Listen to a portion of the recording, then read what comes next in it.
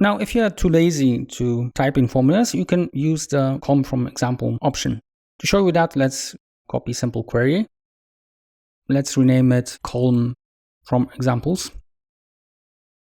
Here we have the name of the product, where it consists of two elements. So the product name, but also the department. Now I can get the name by using the split column option or the extract option from add column. However, the other option is to use the column from examples.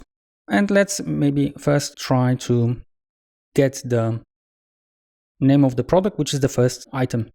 So I have to type in what I think he should extract from the first record. In our case, this is shirts.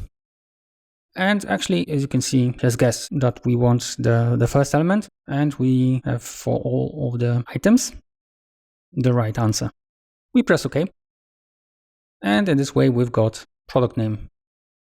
Now, in the same way, let's try to extract the department name. So again, column from examples, selection. This time around, we type in clothing for the first object because this is the department. And again, he is quite good in guessing. All the departments are right here. And again, we double click and we change it to department's name. Column from examples can be alternative to conditional column, but also extracting and splitting the column.